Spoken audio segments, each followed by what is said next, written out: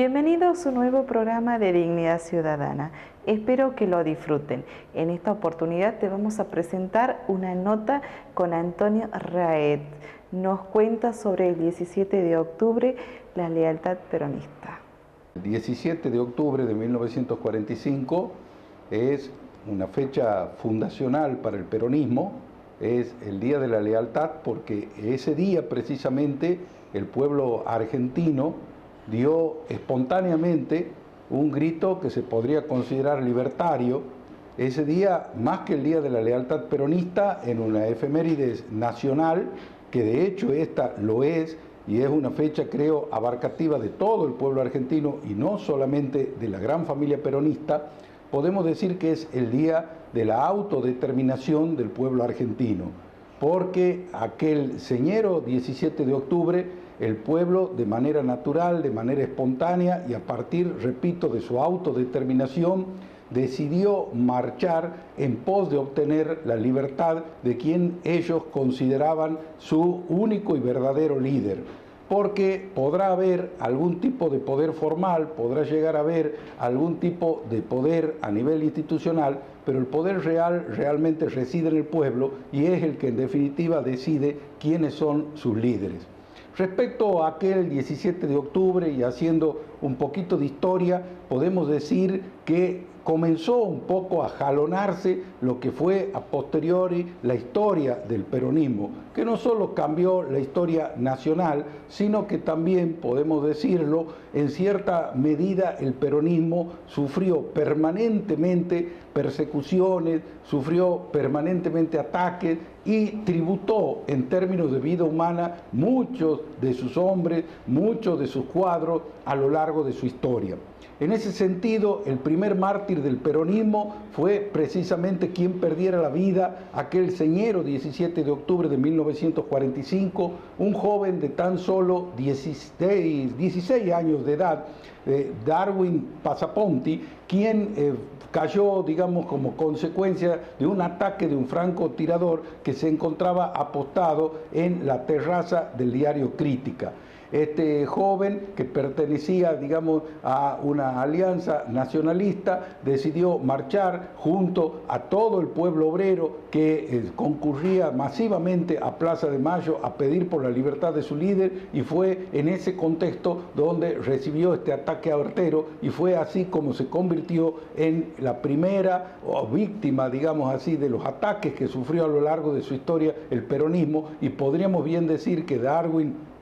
Passaponti es precisamente el primer mártir del peronismo. Luego, a lo largo de la historia, el peronismo sufrió permanentemente persecuciones y esto fue así puesto que cambió los paradigmas. El peronismo llegó a la historia institucional argentina para obtener definitivamente la soberanía política, la independencia económica y la justicia social, que son las tres banderas que enarboló desde su momento liminar el general Juan Domingo Perón y pudo llevar a la práctica no solamente gracias a su enjundia y a su liderazgo, sino también a esa tarea encomiable que desarrolló la inmortal Eva Perón, esa compañera de todas las horas y quien en definitiva le dio pasión, le dio enjundia y le permitió al peronismo llegar hasta todos los lugares a donde había una necesidad para remediarla, para cubrirla y fundamentalmente para realizar una promoción social que no reconoció límites.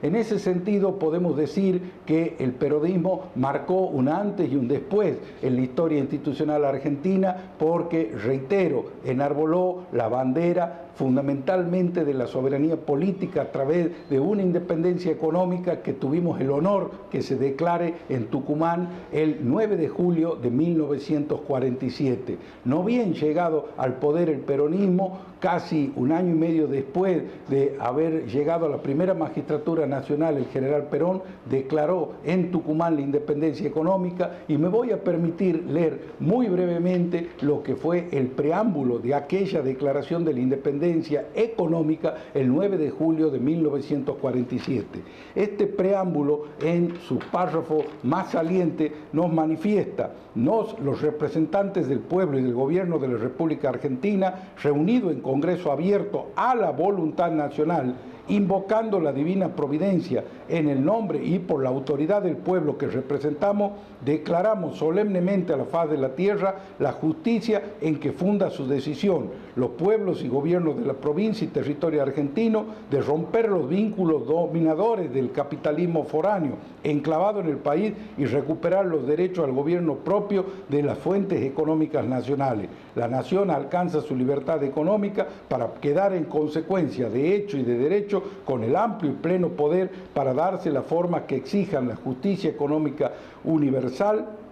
en defensa de la solidaridad humana. Así lo declaran y ratifican ante el pueblo y gobierno de la nación, el gobierno y pueblo aquí representado, comprometiéndose unos y otros al cumplimiento y sostén de esta voluntad bajo el seguro y garantía de su vida y honor. Comuníquese a la nación y en obsequio del respeto que se debe a los demás estados, detállanse en su manifiesto y acta las fuentes determinantes de esta solemne declaración dada en la sala de sesiones del Congreso de las Provincias Unidas, donde en 1816 se proclamara la independencia de la República y refrendara por los representantes del pueblo y gobiernos argentinos aquí reunidos. Es evidente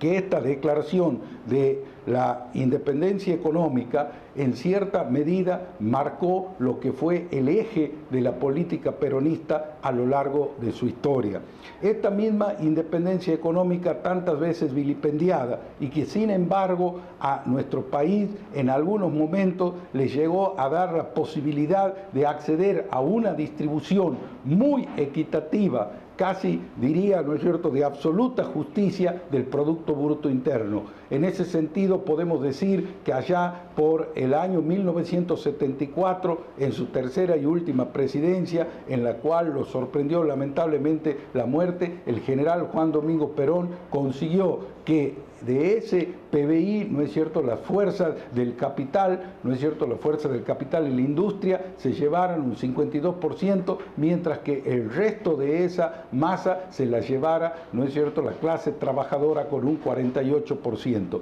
Es evidente que de esa manera se conseguía un gran equilibrio social, se conseguía, ¿no es cierto?, a través de esta equitativa distribución del Producto Bruto Interno, una auténtica promoción social que le permitía al pueblo argentino vivir con dignidad y poder de cara al futuro tener aspiraciones de una igualdad de oportunidades para todos. En ese sentido podemos decir que la historia del peronismo estuvo precisamente signada por esta impronta. Esa es la misma impronta que a partir del gobierno de Néstor y Cristina Kirchner le permitió a nuestro país un desendeudamiento fenomenal y sentar a nivel internacional verdaderos paradigmas, verdaderas metodologías que pasaron a ser prácticamente doctrinas a nivel internacional que permitan la negociación soberana de la deuda externa y que los países puedan de esta manera tener autodeterminación para la administración y distribución de sus recursos. También es evidente que con el peronismo, de manera fatal, de manera permanente, de manera cíclica, como que la historia es verdaderamente una rueda, permanentemente se vieron las persecuciones que él mismo sufrió. El poder real de nuestro país discurrió siempre por un eje distinto por donde discurrió el peronismo. Y esto así porque el peronismo fue siempre libertario, el peronismo buscó siempre la soberanía política, el peronismo pregonó siempre que aun cuando hablemos hoy de globalización, tenemos que tener, ¿no es cierto?, autodeterminación para poder manejar nuestro endeudamiento, para poder manejar nuestros recursos y para poder realizar una auténtica promoción social. Por eso la historia del peronismo está llamada precisamente a ser una historia de permanente cambio, de permanente promoción social, de permanente justicia social,